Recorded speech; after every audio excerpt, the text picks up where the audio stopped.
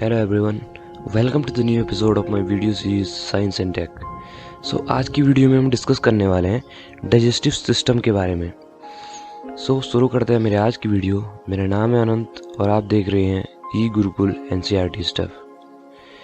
Human के digestive system में जो भी ऑर्गन्स पार्टिसिपेट करते हैं उन्हें दो पार्ट में डिवाइड किया जाता है। फर्स्ट है एलिमेंट्री कैनाल और सेकेंड है असिस्टेंस डाइजेस्टिव ग्लैंड्स। हम शुरुआत करते हैं एलिमेंट्री कैनाल या गैस्ट्रोइंटेस्टाइनल ट्रैक्ट से। ये काफ़ी लॉन्ग और कॉन्टिन्यूस पाइप है जो माउथ से एनस तक फैला हुआ है। ह्यूमन की एलिमेंट्री कैनाल लगभग 30 फीट लंबी होती है। ये 5 पार्ट्स में डिवाइडेड है: ओरल कैविटी या buccal cavity, pharynx, oesophagus, stomach, small and large intestine. अब हम बात करते हैं ओरल या बकल कैविटी के बारे में। ओरल कैविटी एलिमेंट्री कैनाल का फर्स्ट पार्ट है। इसमें टंग और टूथ इन्वॉल्व होते हैं। टेस्ट का फील लेने के लिए टंग की ऊपरी सरफेस पर टेस्ट बड्स पाई जाती है जो मीठा, खट्टा, नमकीन व कड़वा स्वाद अनुभव करती है।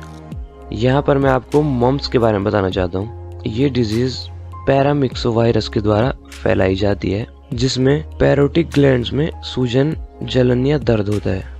Digestion in mouth cavity. Digestion की स्टार्टिंग माउथ कैविटी से होती है जहां फूड पे सलाइवा लगाई जाती है। ह्यूमन के 3 पेयर्स में सलाइवरी ग्लैंड्स पाई जाती हैं। सारी सलाइवरी ग्लैंड्स सलाइवा सेक्रेट करती है जिसमें 99% वाटर और 1% एंजाइम होते हैं। सलाइवा में बेसिकली 2 टाइप के एंजाइम प्रेजेंट होते हैं: टाइलिन, लाइसोजाइम। फ्रॉग और व्हेल फिश में सलाइवरी ग्लैंड्स नहीं पाई जाती हैं। टाइलिन फूड के स्टार्च को डाइसैकेराइड माल्टोज में तोड़ देती है। लाइसोसोम्स और टाइनोसाइनेट आयन फूड के साथ आए माइक्रोबैक्टीरिया को खत्म कर देती है। फूड में प्रेजेंट 30% स्टार्च का डाइजेशन माउथ कैविटी में ही हो जाता है। अब बात करते हैं टीथ की। ह्यूमंस हेटेरोडोंट्स होते हैं, मतलब ह्यूमन में 4 टाइप के टीथ पाए जाते हैं: इंसिजर्स, कैनाइन्स, प्रीमोलर और मोलर। इंसिजर्स सबसे आगे के दांत होते हैं जिसका काम काटना होता है। कैनाइन्स नुकीले दांत होते हैं जिनका काम फाड़ना होता है। प्रीमोलर्स और मोलर्स को चेक टीथ कहा जाता है जिसका काम फूड को पीसना होता है। थर्ड मोलर लगभग 20 साल की एज से निकलते हैं जिन्हें विजडम टीथ कहा जाता है। ये सबसे लास्ट में निकलते हैं। मोस्ट पीपल्स को 4 विजडम टीथ होते हैं। इनेमल टीथ की सरफेस लेयर है। ये ह्यूमन बॉडी की सबसे हार्डेस्ट पार्ट है।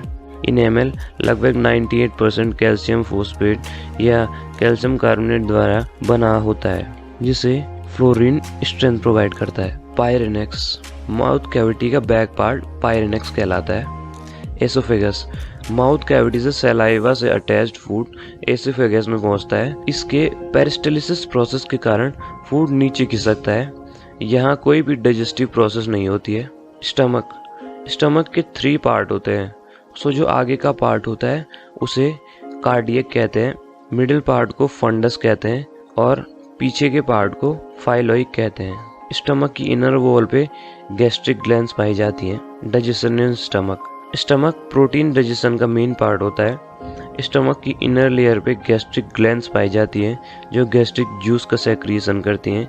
ये एसिडिक इन नेचर होती हैं। इसका pH लगभग 1.8 होता है। गैस्ट्रिक ग्लैंड इंक्लूड करती हैं पेप्सिन, रेनिन, हाइड्रोक्लोरिक एसिड और म्यूकस को।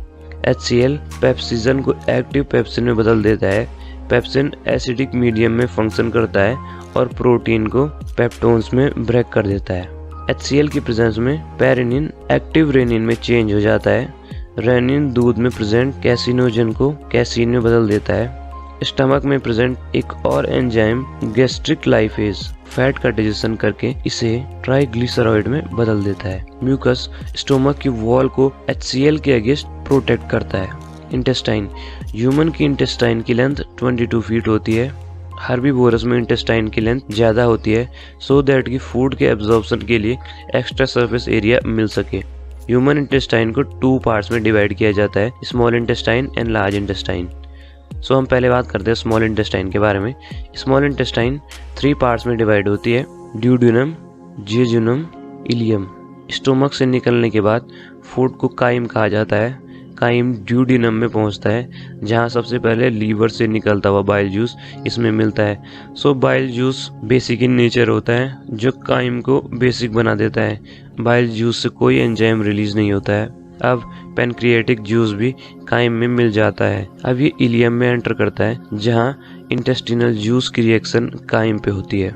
स्मॉल इंटेस्टाइन की इनर वॉल पे thousands of finger like projections होते हैं, जिन्हें हम विली कहते हैं। विली डाइजेस्टेड फूड के एब्जॉर्प्शन के लिए सरफेस एरिया को इंक्रीज करते हैं।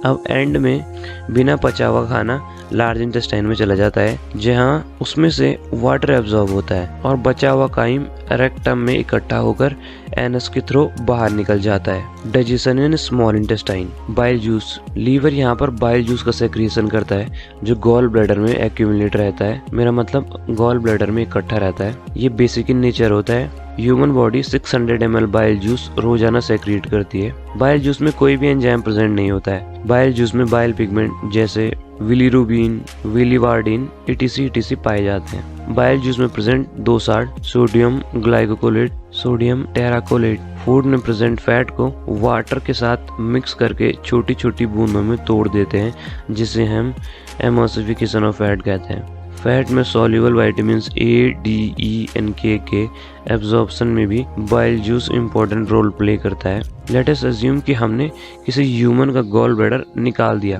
तो ये समझ लीजिए वो ह्यूमन फैट का डाइजेशन नॉर्मली नहीं कर पाएगा।